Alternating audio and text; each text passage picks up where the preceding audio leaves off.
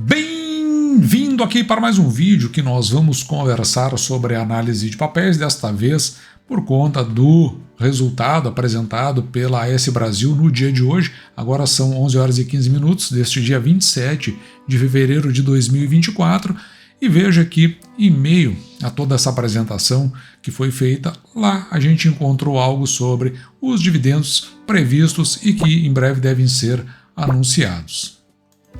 Uma apresentação bastante extensa, porém sem muita novidade. E eu vou me utilizar desse documento que traz as demonstrações contábeis individuais e consolidadas referente ao fechamento do exercício de 2023. Na página 8 do documento nós vamos poder encontrar o patrimônio líquido da companhia. E o que nos interessa está aqui, que é o total do patrimônio líquido. Neste lado aqui está o consolidado, que é o que vai nos interessar para transportar para a nossa tabela de indicadores fundamentalistas bem no final deste vídeo. Então, chega a 5,5 bilhões em patrimônio líquido, crescendo bem pouco ao fechamento do ano de 2022. E logo em seguida, na página 9, nós temos a receita operacional líquida. E você pode ver aqui que ela cresce, ela foi 2,8 bilhões em 2022 e chega a 3,4 bilhões ao fechamento do ano de 2023. Mais abaixo nós vamos encontrar o lucro líquido do exercício, lembrando que aqui está no IFRS, que nós utilizamos como padrão para todas as tabelas que nós construímos aqui no canal. Então agora o lucro líquido do exercício ele salta de 320 milhões no fechamento de 2022 para 333 milhões no fechamento de 2023. E neste outro documento, o release, daquele material que é entregue à imprensa, nós encontramos aqui na página 2, que é a parte principal aqui do canal. Veja que no destaque do financeiro, o início do processo de desalavancagem da companhia estava a 5,61 no terceiro trimestre de 2023 e fecha o quarto trimestre com 5,31 na relação dívida líquida pelo EBITDA, ou seja, uma redução de 0,3 vezes.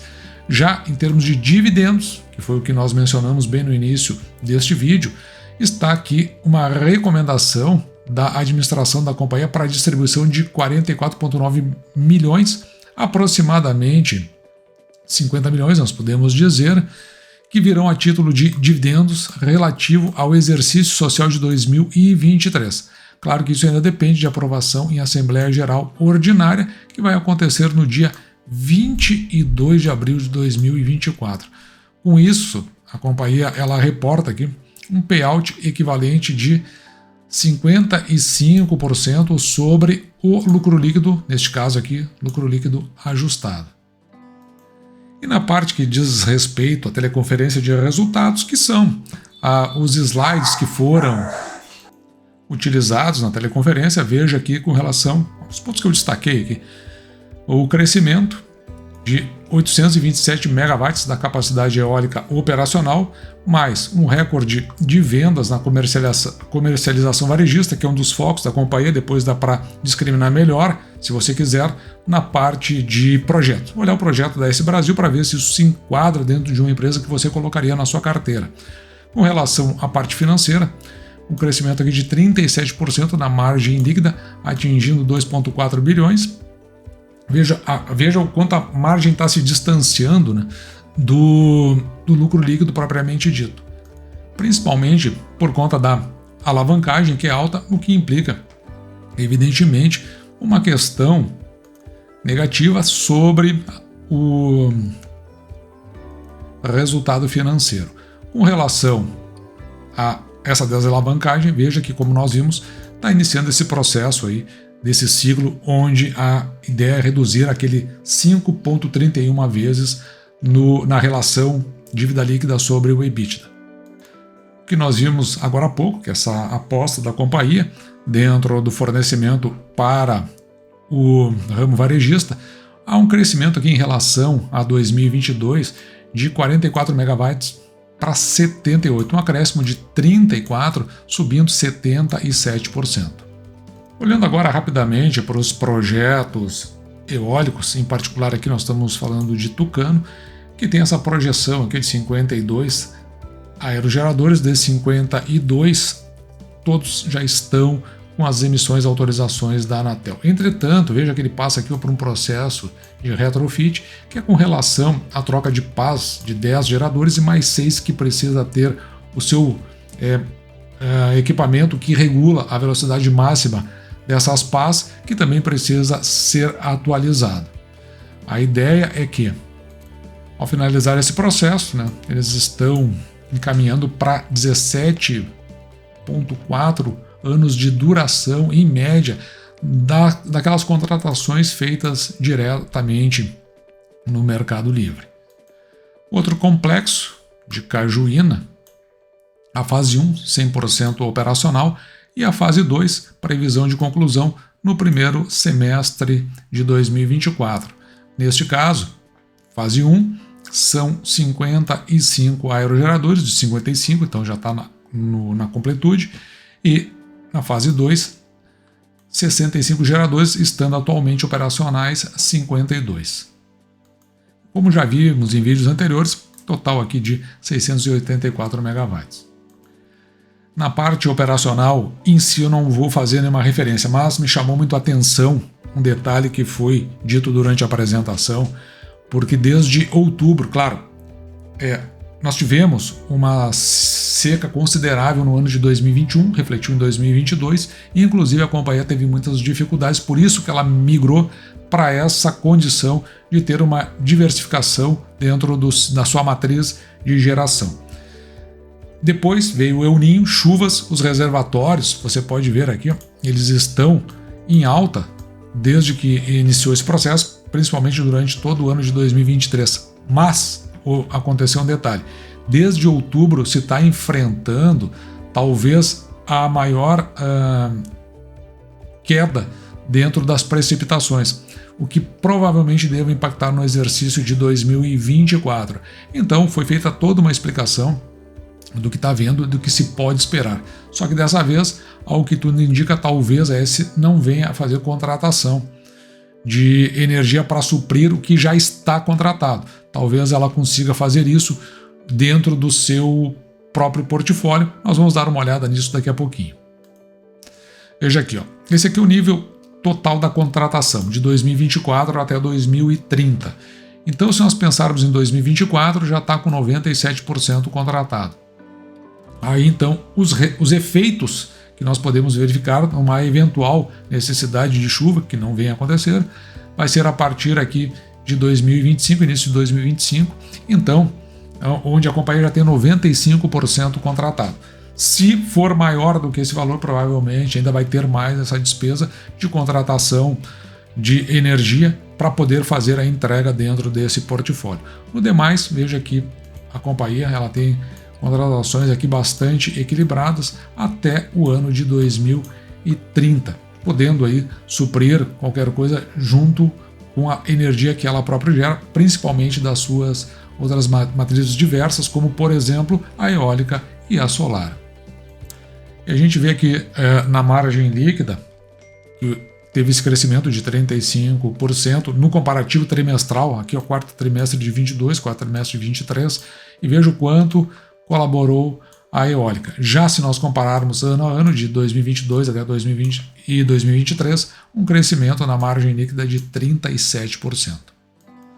Nos custos e despesas operacionais, aqui em milhões, cresce de 538 milhões para 664 quando comparado 2022 com 2023, um crescimento de aproximadamente 23%, enquanto que a inflação ela ficou aqui nos 4,62%. Mas a gente precisa pensar que o que contribuiu para esse aumento foi a entrada dos projetos, como por exemplo aqui, Tucano e Cajuína, que nós vimos agora há pouco, e mais ventos do Araripe, Caetés e Cassino. Desta forma, se expurgadas esses dois aumentos das despesas e custos por conta desses ingressos no portfólio, teria crescido apenas 7 milhões em termos do patamar inflacionário. O lucro líquido, como nós vimos agora há pouco, já sai de 320, o consolidado, para 333, um crescimento de 4% no comparativo ano a ano. E aqui é interessante porque a gente precisa olhar para o EBITDA consolidado, porque ele cresce 42%. E aonde é que está a questão aqui? Bom, é exatamente o que a gente viu, né? São projetos muito recentes ainda, está mais para o final do exercício de 2023, tem ainda o endividamento da companhia, que tem impacto principalmente no resultado financeiro, e consequentemente a gente consegue enxergar que à medida que ocorre essa desalavancagem, muito provavelmente o lucro líquido começa a andar em termos percentuais na mesma direção do EBITDA. Com relação a dividendos, nós vimos agora há pouco, né, a ideia desses 45 milhões, que ainda dependem de passagem pela Assembleia Geral Ordinária. No fluxo de caixa, o saldo do caixa ele cai aqui de 4.400 aproximadamente para 2.6, mas a gente precisa considerar justamente essa parte de investimentos aqui que mais contribuiu e, como eu tinha dito anteriormente, veja aqui o resultado financeiro, quase, um pouco mais, aliás, de $500 milhão. Por outro lado, na geração de caixa, 1.6 já com os novos projetos. A tendência é que no ano de 2024 reduz ainda mais esse caixa, principalmente aqui por conta das amortizações, que esse está em roxo, e mais os investimentos na faixa ali de 700 milhões.